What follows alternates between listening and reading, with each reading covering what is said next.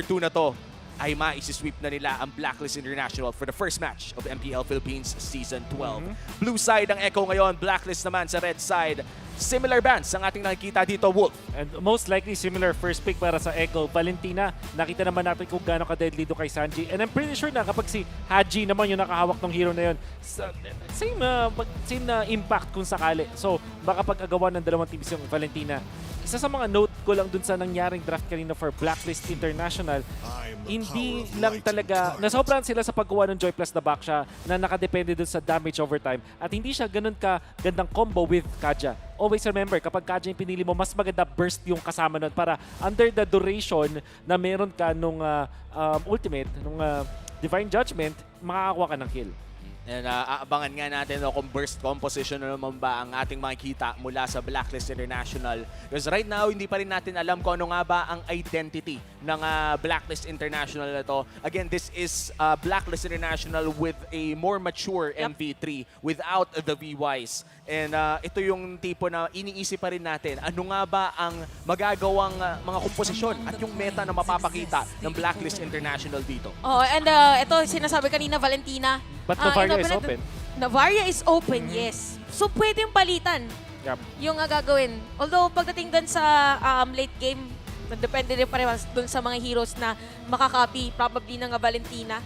Yeah. Sino bang mas magandang kuhanin first pick? Para Yun sa nga, ano ba? akin, Navaria eh. Navaria. Pwede. Kasi yung layo niya kasi, yung Valentina hindi ka makakuha ng, hindi mo makakopy yung ulti ni Navaria kasi laging either nakatago or sobrang lalim. But instead, babalik yung Echo dito sa kanilang Valentina. Parang ano rin kasi very safe ang Valentina ngayon, especially in the mid lane. And I agree. kung babalikan natin, no, historically may time na ine-XP lane din ang Valentina. And maybe even the jungle. But ang Totoo tagal na yan. nun, mid lane talaga ang pinaka-position ngayon ng Valentina. And still, a very safe pick. Kahit sinong i-pick mo dyan kasi, kahit Kagura o may palag eh. May, alam mo yun? May paraan. Magagawa niya lagi ng paraan kahit sino nga kaharap niya na hero eh. Yep. So ngayon, nabina ni si Kaja, Blacklist, pwede yata sila yung kumuha ng Franco. Uy, nag-Martis agad. Uy, Martis agad, wow. So, Uy. inadapt nila agad. Comfort pick to ni Sensui back right. in his Onyx Philippines days. Very interesting na inadapt ito ng Blacklist International. Okay. So, kailangan ng lockdown pa rin dito ng Echo. Baka kunin na nila yung Cho ngayon. But, of course, the Joy is open. And yung Bruno, baka hindi na i-consider dito ng Echo. Dalawa kasi yung pang-dive. So, ito pa rin yung Bruno. So, ino-open pa rin nila yung, di ba, nabagit natin si Franco, si Cho. So, pwede pang option dito para side ng Blacklist, which is, by the way, meron din mga players na comfort din. Si Cho, particularly si Rene J. Aha. So, pwede siguro kumuha na ng magmamarksman na sila kasi baka iban ng Echo yung mga... Ubusan eh, no? Oo. Although Pakito is open, na-prove natin kanina na pwede naman against the Joy sa laning stage. At Pakito ay perfect versus the Marksman. Di ba? Para yung Bruno na, eto yung Joy baka kaya pang patumbay ng isang Bruno, pero yung Pakito kasi sobrang instant ng burst niya. At medyo nagme-make sense siya dun sa heroes dito na iba pa ng Blacklist. And ito na nga, lumabas na nga ang Pakito na nabanggit mo. Ito yung Pakito ba na Lethal Ignition? Na... ito yung nakakainis eh. Kaya ako nabanggit kasi nakakainis. Totoo. Very specific pa nga eh. Pagkatapat mo kasi yung Pakito na naka-Lethal Ignition, parang wala kang palag. Level 2 bigla. Level 1 pa nga lang. Sasapakin ka na ng 2 beses eh. That's right. Baka nga, alam mo, especially do pag XP, usually consider mo na medyo ng mga Brave Smite, medyo magko-control ka. But knowing their composition na pang burst, baka man dun nga siya sa ano. Bakit natin expect, di ba? Baka Lethal Ignition. And yun nga ang kagandahan no, ng emblem system ngayon. Right. Depende sa gusto mong gawin. If it's burst, it's Lethal Ignition. Kung gusto mo ng konting control, katulad na laman ng sinabi ni Wolf, ay pwede mong kunin ang Brave Smite. And naalala ko pa nung bagong labas ng emblem system na revamped ay napakalakas ng Brave Smite. I think it was at 5% per ability cast. Pero ngayon binabaan naman na nila ng 4%. So pinahina ng bahagya para tapusin ang ating banning phase dito. Puro XP lane ang tatanggalin ng Blacklist International. Meanwhile, Echo tatanggalin ang mga suppression heroes, pati na rin ang Brody. Open pa yung Beatrix na baka mag-resolve sa comfort itong Blacklist International, isa sa mga OHIP special. At meron kasing sniper, so at least makakapag-lane ka dun sa may Bruno. Eh, syempre yung clip maganda pa rin overall. Pero knowing na ganun yung naging effect nung game number 1, baka bumalik sa comfort na lang itong Blacklist. Para regardless kung worst case scenario, kaya nilang paraanan. So para ngayon sa Blacklist, yes. Or pwede nilang hindi mo na ulit i-reveal kung ano yung marksman nila. Para yung picks tama. din ng Echo, hindi masakto doon. Pero Beatrix, Ayan na. comfort.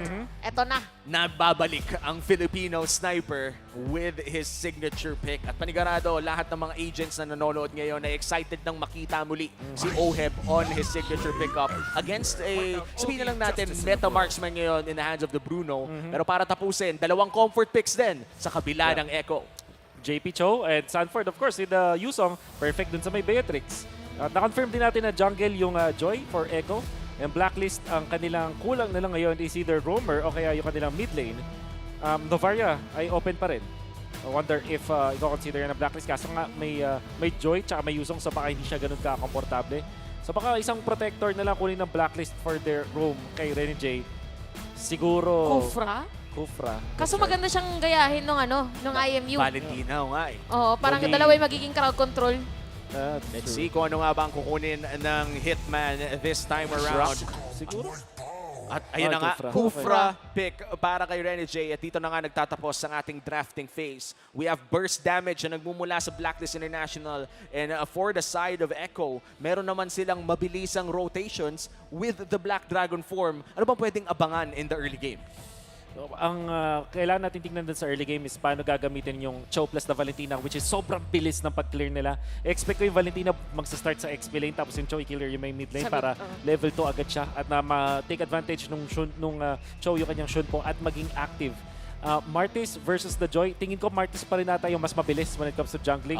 So kailangan i-activate ninyo na ito ng Blacklist. Hindi sila pwede maging idle sa game na to. At minsan nga nakakita din tayo talaga na nililish pa ang Joy. Pero ito na nga ang simula ng second game of this match. This is the compositions of Blacklist International and Echo. Makikita natin na talagang comfort ang usapan this matchup. May Beatrix at Paquito laban sa Cho at pati na rin ang Yuzong. Pasok na tayo sa ating Land of Dawn. Kapag nanalo ang Echo dito, it's going to be a sweep. Pag nanalo ang Blacklist, may Game 3 pa tayo. Kompletos Ricardos din yung lineup ng Blacklist International dito sa laban natin. At ito na yung sinasabi kanina ni Wolf na sa may mid, mag-clear muna yung post 5. Yep. So si JP nasa may middle lane. So very different naman sa ginagawa din ng side ng Blacklist International. Kasi si Rene J, inaaurahan, pinipigilan. Alam niya mas mabilis yung Martis bakit hindi? Yep. At pwede niya nga i-take advantage. Ang maganda yung ginagawa dito ni Rene J to kind of stop Carl TZ, pero tingnan mo yung tinawag ni Carl TZ. Tinawag yung dalawang Call for tropa, backup. pares may Cyclone Eye. Naku po. Ayan na yung tropa. Ang kanagandahan na napilitan na gamitin yung flip. Ay, hindi pa rin tinatantanan na probable first Ay, blood. nako! Para dito kay Cartesi, napakalayo ng kanyang pinuntahan. But still alive. Ito na yung pangalawang agimat moment para kay Rene J. Dami si Rene J ngayon Oo nga, parang naghahanap talaga ng mga malapalos na galawan eh. Road to Panday. Tama. Madulas ba si Panday? Hindi, may agimat siya eh. May agimat. Okay, hindi. Meron, di ba? Tama, parang. Sinong, ang tunay na tanong, Chantel, sinong Panday na yung naabutan mo? Si FPJ yung tumatak sa isip ko, sorry. Patay Para si tayo dyan. FPJ, Rene J. Oh. Tama, sige. Tama, the Hitman. diba? And right now, though, sa mga emblems natin, may mga napapansin ba tayong mga kakaiba this time around? Unfortunately, hindi ko nakita yung mga emblem natin. So maybe later, pag napakita ulit, makakatch natin. Okay, so may iwan dito ginamit na ng Petrify. Ay, nako. First blood para dito kay Sensui. At parang kanina lamang ay nakakita tayo ng Martis na nakakuha ng early. Ngayon naman para sa Blacklist, iyon ang nangyayari. Yep. It's Sensui taking the first kill. At ito naka-impure rage si Kuya. Iba naman, no? Anong ginagawa ng impure rage kay Martis? Well, every 8 seconds meron kang magic damage. So yun, ito, spammer naman din talaga itong isang Martis. So siguro doon siya nag-bank on na lang. Killing spree, of course, gives you the weight para mag-run down. Dire-diretso yung kills mo. But pinili ni Sensui yung pokes. Mas pinili niya dito pero siya ata ang una mapopoke. Wow! Cardisi with that secured turtle at may pilitan na lang umalis ang side ng Blacklist. Patay din si Sensui nung moment na yon. Grabe yung ginawa ni Sanford doon. Yep. Ganun ang XP lane. Binadigard. 3 yung napetri. Yep.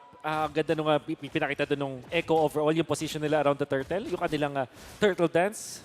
na napakasimple lang tignan pero nakita natin na hindi nakatagos doon si Sensui. Kinuha niya din kasi yung kanyang purple buff at naghintay ng kanyang level 5. Technically speaking, lamang dapat siya kay Caltisi. However, dahil inuna niya yung purple buff, nawalan siya ng time para pumwesto. So, nawalan ng tempo doon si Sensui. Speaking of pwesto, nakapwesto yata, pero si JPM makakatakas pa rin. Ang sabi ko na Echo, kami naman ang gagawa ng play. Cartis with a kill at sinasayaw pa, binigyan ng pit. Sensui with that nakuha. Grabe naman yung damage na nanggaling doon kay Benny Cutie. Kung Grabe. titignan natin yun, early game pa lang. Oo. Hindi ba dapat mid-game pa masakit yung Bruno, Wolf? Nakita natin kasi nasulit yung Wave of the World. Or I think iba na yata yung tawag doon parang World Tour. Hindi, joke lang. World, iba na yung Concert tawag pala, doon no? Bruno World Tour. Oh, Bruno Bruno World Tour, kumbaga. Si Bruno Mars na pala yung inactivate. Exactly. Yun yung nangyari dun sa Blacklist. Nasulit yung ulti ng isang World Bruno. D. World World D. D. Yan, nagbago na. So, dahil dalawa yung nagpapasahan, nag-volleyball sila doon, sila yung nayari. Ayun, ito, dito, speaking of pasahan, may bola din pero nagamit ang flick, ang Aray. Purify. At kita niyo na agad yung damage ng mga players natin. Oo, ayun na nga, asintado pa rin si Oheb, can confirm, nakita na natin. Pero dito sa may bandang baba, si Edward, in a 2v1, may shield na nanggagaling sa left hand. Pero mukhang si Sanford ay papasok na naman. Here comes a Chai Energy, Oh my pero ma-outplay yata ni Edward! Agent Zero with a 2v1 outplay! Dalawa, yung katapat niya doon but still alive. Talagang hindi makakwestiyon ang mastery of Edward Grabe. pagdating sa Pakito. Tiniis niya. Lahat na, Grabe. subok na ng panahon, lahat ng mga training, init at lamig sa ilalim ng tore ng moment na yon. May kanta pa, may Ayob na Tiger pa doon. Ito, nasa eye muna tayo ng turtle dahil ito ang pag-aagawan ng ating mga players. Pero Sipa na ipalayo na agad. Kaya naman pala, kasi si Cartisi nandun din para sa retribution. Siya na lang muna magiging bait at hindi babayag ang blacklist na hindi makakakuha ng isa. JP para sa Turtle, sulit ba yun, Wolf? For sure. Yung Echo, ginagawa lang nila dito yung all display in the book kapag 50-50 yung Turtle. Stun mo lang yung kalaban. That's what we saw from game number 1 and now Turtle number 2 para sa Echo. They may have sacrificed ito si JP but na-secure nila yung Turtle. At again, tempo yan na kinokontrol dito ng Echo. Kung hindi lang sila talaga na disaster dun sa ginawa ni Edward dun sa may bottom lane, mataas na yung kanilang lead. Asistando, Jay. Si Benny Cutie yata ang magiging target nila doon. Pero alis na muna si JP nandito na rin. Meron pa Sipa para makakancel. Ginamit ng retribution para makaalis. Disiplina para sa mga players. Pero nakita natin si Oheb nahagawan ng crab coin. Kanina si Benny Cutie sa top. And still, a lot of great plays from both teams. Blacklist International ngayon ang nagiging aggressive. Pero ang Echo, hindi naman naglalayo ang gold lead natin. At sumasakit pa mas lalo si Carl Tizzy. Pero hindi niya maabutan ang patakas na si Haji. Grabe si Cartisi. Parang pag may ulti, automatic agad na pwedeng gamitin. So more on clearing na minion wave ang ginagawa ngayon ng Echo. But for Blacklist International, itong kinagandahan, meron ng Blade of Despair, si Oheb. yep. They can activate ito ng si Oheb. Looking at their lineup, wala sila nung parang hard lockdown like Franco, Kaljan, typical na pinapa-resist sa may Beatrix. Pero meron sila nung AoE. So I wonder kung paano nila i-activate itong si Oheb. Hindi rin sila makapag-push dun sa may top lane kasi Benny Cutie, ang ganda nung ganyang pag-establish or pag-hug ng kanyang tore. Okay, may nagpapanggap po. Oy, no! Ayan na yun! Huli na nila. Sensui is down at hindi na makakapag-backup pa ang mga players dito ng Blacklist International. Parang pag naubos yung Mortal Coil mo, kakabahan ka na talaga, no? Kasi pwede ka na ulit na-crowd control. Redward, napakasakit. Wrong prediction mula sa Filipino Sniper. Pero still, kailangan na mag-back dito ni Sanji. Okay, so mukhang si JP, inaaral niya rin yung Sensui instincts kasi yung move nila doon sa may top lane kanina, na-dodge yung Shunput, yung kanyang stomp gamit yung Mortal Coil. Pero nung second time na ginawa yung Mortal Coil play ni Sensui, na timingan na niya at nasipa niya afterwards. Yup, and ito, sobrang bilis din na makakapwesto dito ng side ng Echo at makikita naman natin na hindi na makakapag-contest pa. Carl Tizzy with that retribution and the ultra fast na kill para dito kay Carl Tizzy after taking an objective. And right now, no, makikita talaga natin that despite Blacklist International making plays around the map, Echo pa rin ang nakakalamang with a 2K gold lead. And in fact, meron pa nga silang late game insurance dito kay Benny Cutie.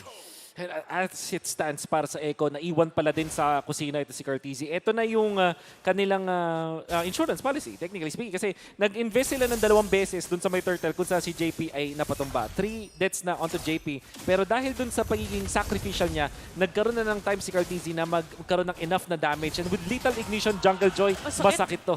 Oh, ito masakit din. By the way, yung naging damage siya dito kay Rene J. Pero ito ang kinagandahan for Blacklist kasi yung mga suntok na Edward, di ba kanina munti ka na siya makasecure ng kill. So probably yung kanilang inaantay. Haji! Petrify! Pero Saji still alive! Wow! Tasakto sipa naman pa rin yung kay Daddy JP. Pinuto ng bola. Very cute with a kill. JP, mala FWD Insurance, expert wingman. Ang nakita natin na moves mula dito kay JP with that kick. Pagkalabas ng kadita, nasipa pabalik. Parang na-timingan. Grabe yung understudy ni Sanji. Pwede siyang mag-purify anytime during that combo. Pero alam niyang buhay siya. Pero tayatang bawi na side of Blacklist. Sakto. JP yung kanila makukuha pero Sanford ginamit na ang Dragon Form. May pilitan mag-flicker out at sa may bottom lane, kukuha naman ng Torres si Edward. Nandun si Cartesi para dumepensa and still para sa ating mga teams, paingat na muna sila. And 9 minutes in, may kalamangan ng Echo, almost a 2K gold lead. Pero wala pa masyadong napupush ang parehas na kupunan. In fact, palabas na yung Lord, 2 tore pa lang at ang bumabagsak sa buong game na to. Iba parang yung teams natin ngayon, if ever na may makasalubong, okay, kuha tayo ng kill. Walang forced na team fight talaga, like literally diving under the turret. So maingat din talaga yung ating mga players. So ito na ang ating Lord objective. So si Cartesi yung mauna doon, may pili na tumalon na Haji again. Sisisit na naman, pero buhay si Sanford doon. Oh, kaya no! naman ang bawi, sinagot agad. Cartesi with that killing spree. Ang sakit na ng electrifying beats. Wala nang rhythm of joy yun, ipinindot lang niya yung Oo. ulti niya. Literal, hindi niya naghintay. And Haji is having some trouble. Hindi na siya, yung 2 attempts niya na pag -1 dun sa Echo, parehas hindi nag-work. Na nabubuhay pa with 1 sliver of health. Kumbaga, yung sinasabi natin, 1 HP na lang natitira.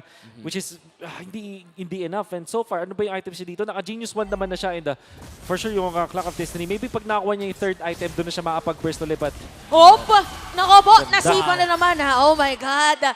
JP is on fire, pero si Sanji makukuha dito ni Oheb sa may middle lane. So tingnan natin kung i-secure ba or pipilitin na kuhanin yung Lord dahil nakapwesto na sila. Bouncing ball para kay Rene J, nagsistretch ng Rene J. konti pero sasalubungin lang with a dash. Tapos si Benny Cute mag-free, Oh, tapos no! nakita na naman ni Sanford dito si Oheb. Kaya dahil dyan, Echo will secure this Lord. Lord secured para sa Echo at napakaganda ng ginawa ni Sanford doon with the Black Dragon Form and Petrify. Grabe yung control ng nagawa ng Echo in that Lord Pit. and simple lang, counter lang talaga ng isang Yuzong, yung Beatrix. Kitang-kita naman natin, hindi man lang nakareact dun si Obi with a flicker. Tingin ko, para dito sa side ng Blacklist International, kailangan na nilang mag-group up talaga at gamitin yung kanilang composition para makapag-1. And ang hirap isipin sa side ng Blacklist, sino nga ba yung tamang tanggalin dito? Sanford is critical, Benny Cute is also critical. And right now, meron ng level 1 Lord na nagmamatcha dito sa may bandang ibaba. Good news for Blacklist International, meron naman silang wave clear para tunawin ng Lord na to. Pero mukhang si Rene J naghahanap ng play. Hindi niya mahahanap si JP, pero mukhang madedepensa naman nila ang Tori dito sa may bandang gitna. Napaka-importante pa rin talaga ng Torres sa may middle lane kasi yung pwedeng control nila. So ayaw nila na mas lumiit pa yung control na meron sila. At nandito may nakaready na naman para sa side ng Blacklist. Mabilis lang nila madedepensahan. This is Beatrix. Yep. At kompleto pa rin naman. And this is level 1. No. And makakita tayo ng 5-man rotation mula sa Blacklist in the mid lane ngayon. Sensui looking for a play pero mukhang kailangan na mag-flicker palayo. Edward still looking for it. Rene J! Oh, napakagandang sipa na naman. Tapos meron paglangoy para doon kay Haji. Makakatakas sa mga players ng Blacklist at aalis na lang muna ang Echo. Very commendable play mula doon kay JP. Parang maganda ni ginawa doon ni Rene J. Kaso hindi naka-abante doon si Oheb. Naharang siya ni JP and of course the rest of Echo. Super good initiation coming out from Rene J. Wala nga lang talagang follow-up because Echo knows. Ang kailangan nilang gawin, pigilan si Oheb na mag-deal ng damage. And Oheb right now still 2-1-1 despite na the counter pick nga na nakikita natin mula kay Sanford. Okay naman ang nakikita nating laro mula kay Oheb but still Blacklist International is struggling with a 4K gold lead sa kamay ng Echo at si Carl TC. perfect game kasabayan ni Benny QT so far. Oo nga, no, 3-0-3 pala parehas. Tsaka yung dito, yung play ni Cartesi, kung mapapansin natin talaga, ayan, sasabihin pala natin na nagpo-front na. Tatlong dinaan yung mga players from Blacklist International. And look at that, yung Blacklist, parang same with game number 1, medyo naghahati-hati ulit sila dun sa possible gold sana nila. Nandito nahawakan ng Echo yung macro ulit dahil lang dun sa mga sacrifice ni JP. And of course, yung perfect game nga na nakita natin dito mula kay Cartesi. Na sasacrifice yung mga deaths doon kay JP na 4 deaths na ngayon. Pero kitang-kita natin na nag-pay off talaga yun para sa Echo. Maganda yung start para kay Cartesi. Bilang isang roamer, nag-gigit ka naman ng gold naturally. And if you're looking at yung kanyang counterpart na si Rene J na 0 deaths na ngayon at may 2 buong item na just 1 or 2 minutes ago, parang kahit pa sabihin mo mas maganda yung stats ni Rene J, yung impact plays na yung naramdaman natin kay JP. Oh, speaking of, gumawa Yun na na. play against JP. Nakabawi na si Bawi Rene na. J nung moment na yun at nakapag-deal na rin ng damage. Wow, ang Blacklist sakit! International. Ang sakit na rin ni Edward. Take note, nakasira din siya ng torrent sa may top lane. Pero sabi ni Cartesi, dadaan si Silip lang, mag-face check. Cartesi! Cartesi with a double kill against Blacklist International. Woo! How do you even explain that? Literal na nilakaran lang niya. Nakita niya, after nung 2 dashes niya, naramdaman niya na siguro nandun sa bush. At na sulit pa niya, 2 yung nakuha niya doon. And you have to also give it to Sanji. Yung poke na paggamit niya sa Valentina bilang poke, na force agad yung ulti, yung passive ni Haji. Which, pag na-proc na kasi, yung Thalassophobia, may ilang kalagi sa pagpwesto. Yeah. Oo. And Haji hindi siya nakahanap ng pwesto niya. Tapos ang ganda din ng nung rhythm nga na nailabas doon ni Cartesi dahil perfect rhythm yon. Napakataas ng damage ng electrifying beats kapag perfect rhythm at bumabalik din ang kanyang buhay. So napakahirap i-burst ng isang Joy kapag ganong estado ang nakikita natin. And now Echo with a Luminous Lord. 14 minutes in, bot lane muli magmamarcha ang Lord. At ito na nga ata ang inihintay ng Echo to pull off aggressive play na pwede nating makita. Feeling ko yung kanina moment kay Cartesi, supposedly mag-face check lang siya. Tinanong lang niya kung may tao, tapos sumakto din na meron nakatagan. Look at that. Yung presence pala ni JP, medyo napupush back mga players ng Blacklist International dahil meron nga din namang Lord dito sa may bottom lane. So Lord will march in at dedepensahan ng Blacklist International. Maagang paggamit ng Black Dragon form. Si Sensui ay medyo naaarayan. Tapos aalis na lang muna sila. May JP! play na naman at pinaka-target niya is gonna be Haji. Papasok dito si Rene J pero Torre gusto kuhanin. At dahil dyan, JP is gonna be down at madedepensahan muna ang Lord. Nakakuha ng panibagong buhay doon si Haji at hindi naging sapat ang oras ng Echo para makapitas ng isa. Pero still, mission successful with that inhibitor in the bot lane. Napigilan dun yung combo na gusto gawin dun ni JP with the Way of the Dragon. Blacklist International nakahinga ng kaunti. Sanji though, nakapag-pop siya ng kanyang Purify. Yun na sana yung target ni Haji for the combo. At nakahanap na siya ng magandang angulo. With the Divine Glaive, sure, makapag-one hit na siya. But very nice Purify coming out from Sanji to save himself. And now a Death Bush strategy mula sa Blacklist International. Ang tanong ay lamban ng Echo na nandun sila at lumiit ang gold lead ng Echo mula 9K ay bumaba na ng 6,000. Cartesi still looking for his next big kill pero nasalubong niya ang Hitman! Nakabos At ang mukhang tutuloy na nila! Napaganda. Total shutdown para dito sa Blacklist. Pero may bawi yatang Echo. Pumasok na dito. Ginamit ang Petrify. Pero Sensui is there. Rene J is gonna be down. At unti-unting hahabol. JP with a Jit Kundo. Meron pa sipa. Walang ultimate. Pero napakasakit dito. Benny Cutie. Full Sanford's damage. 8-0! Pinakalain ni Sensui. At Edward. Target dito ni JP and Sanford. Makakatakas pa rin. Agent Zero. Still alive. 1-for-1 ang sagutan na yon pero unang death ni Cartesi in this game. Yes, sobrang laking shutdown, of course, na nakita natin mula sa Blacklist. Pero kinailangan nilang spend yung kanilang ulti mula kay Haji as well as kay Oheb. Kung kaya na sana ng damage output ni Oheb na ma-eliminate agad si Cartesi, just utilizing yung ulti doon ni Renjay, perfect na sa Blacklist. But after nung kill nila doon, kinailangan nilang mag-back out kasi wala na silang utilities after. And yun yung naging resulta kung bakit na yataps din si Sensui. Then again, Blacklist, of course, masaya dun sa trade na yun na bawasan nila ng 2,000 gold lead yung Echo. At controlled muli ng Echo ang Lord na ito. And this is their third Lord of the game. Echo once again secures a major objective. Blacklist, dedepensa na naman sa loob ng kanilang base. Parang mas mahirap to somehow for Blacklist at Depensan kasi yung damage din ng Lord ay mas mataas. And for Echo, may nakakapag-recuperate sila pag may -1. Oo. Like nung nangyari sa may top lane kanina. Edward, nag-Malefic Roar. Ang kanyang decision dito, kailangan na niya talagang maging damage dealer. At the same time, siya yung mag-one shot doon kay Benny Cutie. Problem is, and you'll notice this, hindi pa gumagamit ng Purify doon si Benny Cutie. Like for the past few minutes, hindi natin nakita dahil yung positioning pa lang niya, enough na. And of course, kung paano siya dinedepensahan dito, kung paano nagpipili yung Echo para magkaroon ng magandang oras dito si Benny Cutie. Kanina, nakakita tayo ng perfect game kay Carl Tizzy at siya yung talagang tinarget ng Blacklist International. Pero sleeping quietly dito si Benny Cutie, not a care in the world, perfect game din para sa kanya. Ito ata ang tinatawag nating calm before the storm. Bagyong Benny Cutie, nag-aabang lang ng oras niya. Conceal. Echo, conceal play. Namataan si Hoheb, pero nandito si Sensui para pigilan ng dalawa. Oy, napigilan nga lang din. At yung side ng Echo ay merong pressure na dadalhin doon sa may middle lane. Ito na yung Dragon.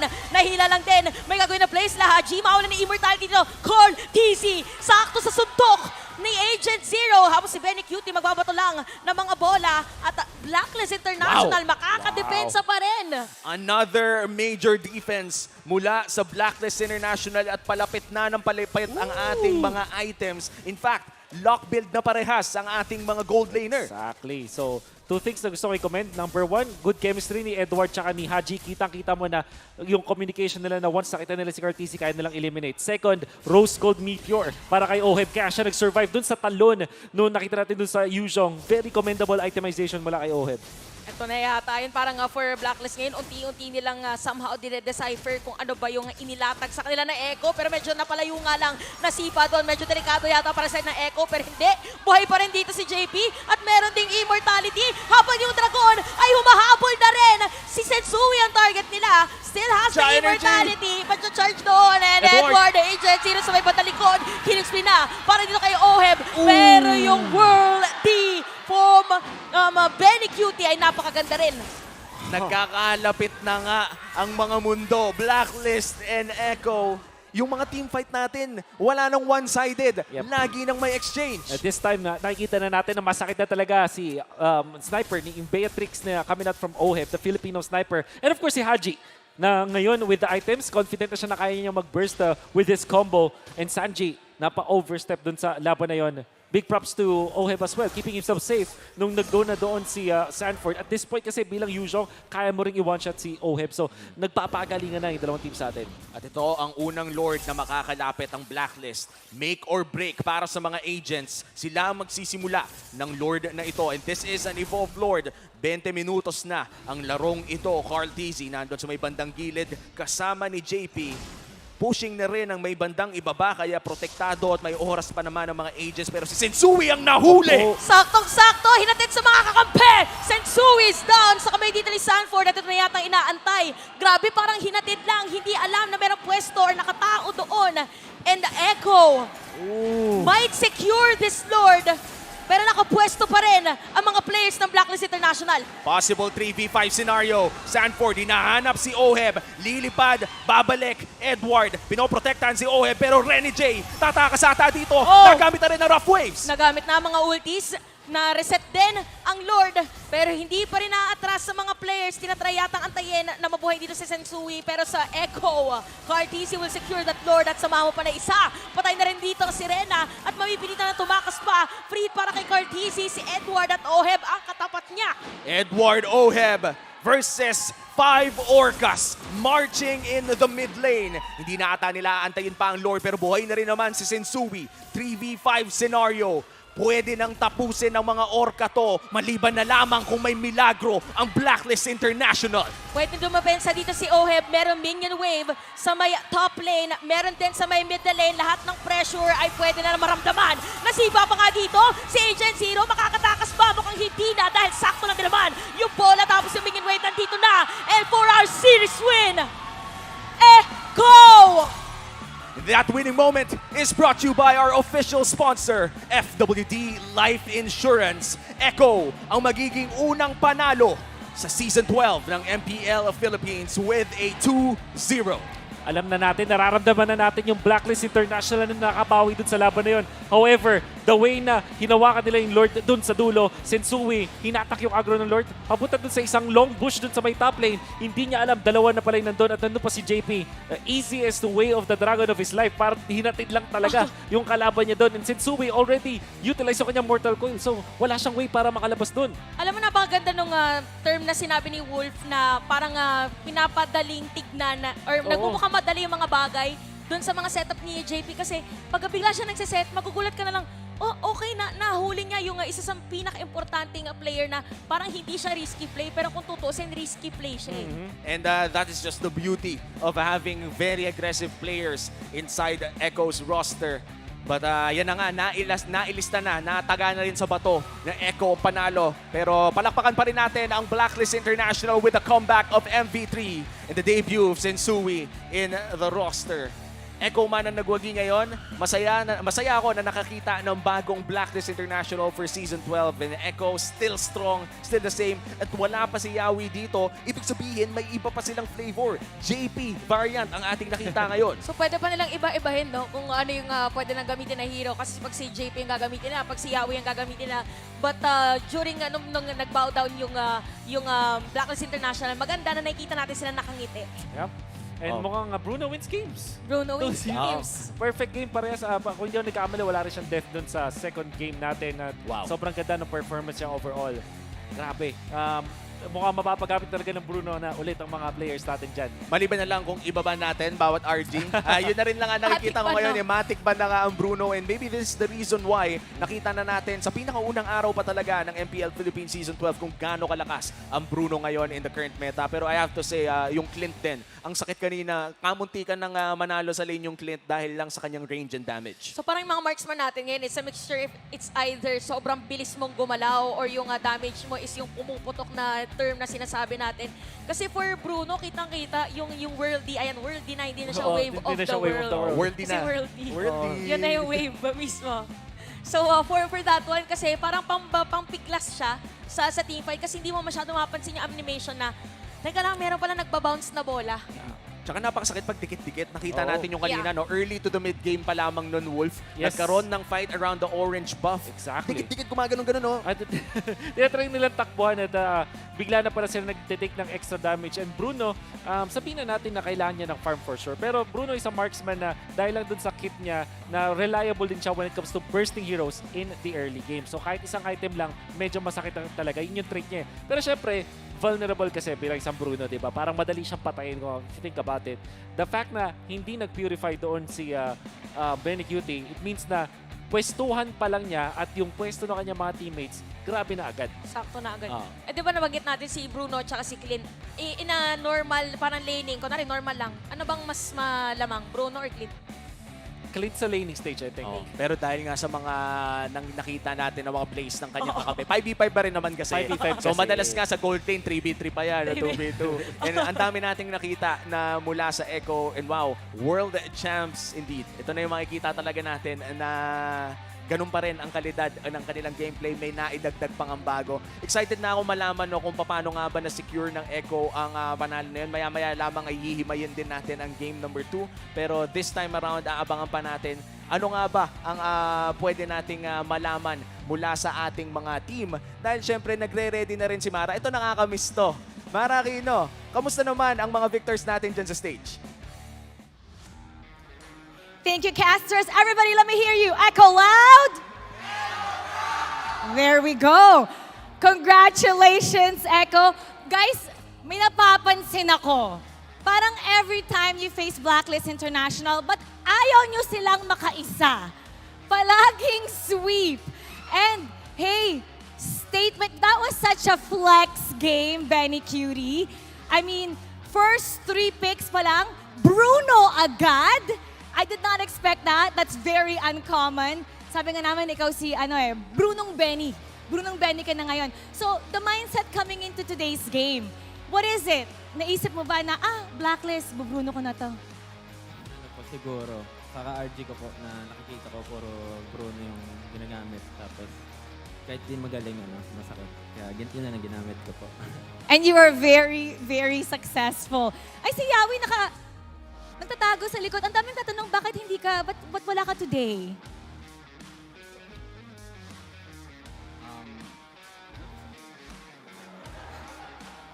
Kasama po sa plano po. So, yun po. Kasama sa plano. Lakas po ng team ko. Kasi nga, mas lakas Pinas, mas lakas Echo. Let's welcome back JP! Kailan mo nalaman na ikaw yung magde-debut ngayon for Season 12? Siguro po 1 week before po. Just 1 week? O anong reaction mo, anong sinabi mo nung nalaman mo na tanggal si Yawi, ikaw yung maglalaro? Wala naman, po, parang lang po sa practice. Focus lang din po sa practice sa school. We missed you, ah! Ay, napansin ko, ginamit niya yung Cho skin. Oh my gosh, that was so nice. Okay, si JP kasi mahihain siya, guys. Eto, I'm gonna put you on the spot. Kunyari, seller ka, okay? This is a TikTok seller, okay?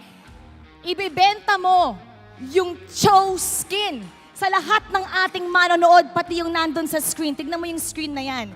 Eh, kunyari, seller ka. Bakit nila kailangan bilhin yung Cho skin? Ibenta mo!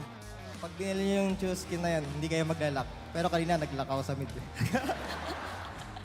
Congratulations, job well done. Now, on a more serious note, guys, after you won the World Championship, all eyes on you. You are the champion for Season 11. Pero pagkatapos nun, you lost 3 consecutive international tournament. Everybody wants to bring you down. Coming into Season 12, napaka-importante nito para sa inyo dahil kailangan nyo to para ma-defend ang inyong world title. Coming into this season, what is the goal? What did you learn from those 3 international tournaments that you want to bring in? Hello. Sobrang daming natutunan namin doon sa 3 consecutive losses namin sa international. So ito, ang bagay nung nanalo rin kami sa Blacklist ngayon. Ito yung parang namin na yung mga doubt nila sa sarili, ng mga players ko, mawala din. And also yung mga nagda-doubt sa amin, papaitan namin sa kanila na andito pa rin kami sa top. And Coach, actually, kay Carl naman to. Thank you, Coach TikTok. Kay Carl naman to, anong gusto mong sabihin sa lahat ng mga bashers ngayon na despite yung mga magandang ipinakita nyo, World Championship, pero ngayon, you're going back up. You guys had a really nice game today. What is your message to everybody who's doubting Echo right now? Mag-doubt lang kayo dyan. Okay lang. Wala naman kami pa sa inyo eh. Mag-enjoy lang kami. All right. It's as simple as that. Once again, everybody, congratulations to Echo. You may now take a bow and take your walk of victory. Oh, ganun lang kasimple. Sa lahat ng mga bashers nga daw, ayon kay Carl, sige lang, mag-bash lang kayo dyan. Wala naman silang pake dahil alam nila sila ang World Championship. Sila ang World Champions of the world, and they are doing everything coming this Season 12 to defend the title. Now, we're gonna break that down for you and head on over to our casters. Pasok. Maraming salamat, Marakino, for that wonderful interview, kasabayan ng Echo, na unang panalo dito sa ating Season 12 of MPL Philippines. Napakaganda ng performance ng Echo. At oo nga naman, at the end of the day, bakit ka magbibigay ng pake sa doubters mo kung nag-e-enjoy naman kayong maglaro? Oo, it all applies din na sa atin ng mga nanonood, sa lahat ng mga teams. Kasi at the end of the day, kayo pa rin naman ang magpapatunay kung anong kaya niyong gawin. At ngayon lamang ay mabibigyan na rin natin ng spotlight kung ano nga ba nangyari ng game number 2. Punta tayo sa ating analyst na si Wolf para i-breakdown ang game number 2.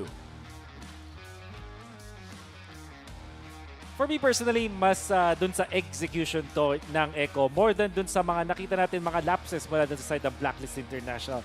Meaning to say, yung mga ginagawang sakripisyo ng side ng Echo dun sa una, lalong-lalo na sa mga ginagawa din ni JP, nag-pay off in the end. At masasabi natin na mas magaling din pumwesto dito yung Echo at makikita natin yan for sure dun sa highlights. Let's talk about the the man of the hour, however, na itong si Carl Tizzy na nagsimula ng perfect game sa laban na to. Nagsimula siya 3-0-3 at nagkaroon ng time na kinailangan na isacrifice nga yung 3 deaths doon kay JP doon sa kanyang Cho, pero naging effective naman yan para doon kay Carl Tizzy na nag-focus ulit doon sa damage na naman. So, yung kanyang Martis nung game number 1 ay halos pares lang din nung game number 2, whereas itong si Sensui focused on getting the Impure Rage instead. Technically speaking, damage pa rin yun kasi ang nakukuha mo naman with the Impure Rage is constant source of damage, whereas dun sa Lethal Ignition, mas matagal yung cooldown niya. So, technically speaking, parang parehas lang din yung gustong gawin dito ng parehas na junglers natin. At Sensui, in fact, nakakuha naman siya ng isang kill agad. However, the turtle control, nandun talaga yun sa Echo. Lalong-lalo na dun sa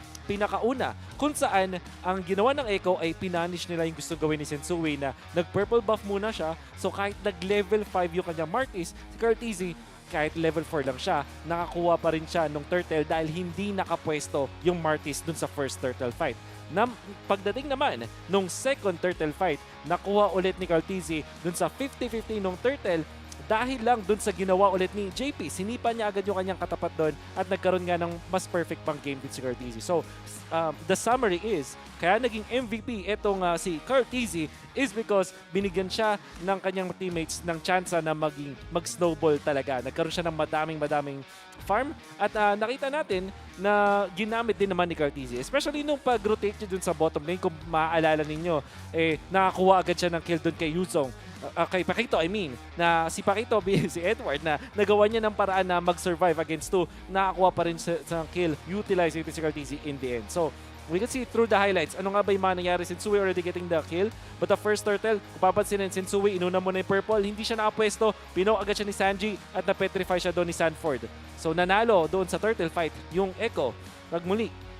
O Blacklist International, kulang pa sila sa damage at this point. Ito na yung worlding na makikita natin mula kay Benny Guti. Nagpasapasahan yung Blacklist at nagulat sila na napakataas na pala ng damage. Edward, parang pinuprove na Edward Balboa still got this. Kahit nandun si Cartizzi, not enough. At may konting kunat kasi kapag under ka nga naman nung outer turret energy shields and he was able to outplay his opponent.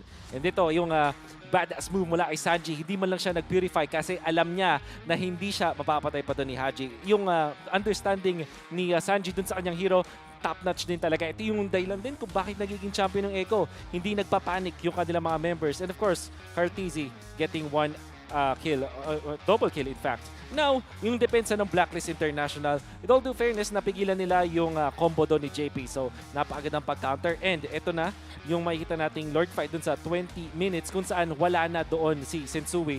Isang bagay na gusto kong i-take dito sa Blacklist International kung bakit natalo sila sa Echo, yung kanilang pagpwesto or more like yung timing nila sa pagpwesto. Late sila palagi dun sa mga pagpwesto while yung Echo nakapag-establish na agad ng kanilang territories. That happened in the contested turtle fights at nangyari din yun dun sa contested na Lord fights, specifically dun sa last one. Kaya naman, nanalo yung Echo dun sa Lord Dance dahil mas maaga silang nakapwesto at napupuk agad nila yung Blacklist International bago pa makapag-set up yung Blacklist.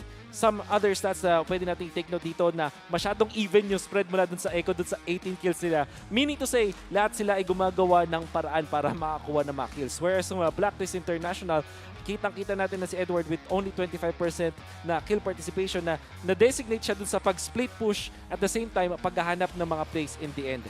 Good idea dun sa pagkuha ng Pakito dahil ito yung gagamitin nila para ma-burst agad dun si Benny Cutie. Pero kung tatandaan natin, hindi man lang nga nagkaroon ng problema dito si Benny Cutie as the Bruno, hindi naging threat doon yung Pakito. And in the end, yung plano ng side ng Blacklist International with the Pakito pick, hindi rin nag-pay off in the end. So many things that happened in that game. Nakita natin 20 minutes. Unfortunately, Blacklist International hindi mananaig sa laban na yun. At nakita nga natin yung nabanggit mo, no? Napakabilis ng shot call ngayon ng Echo at napakabilis din nilang pumwesto. Talagang nahuhuli nila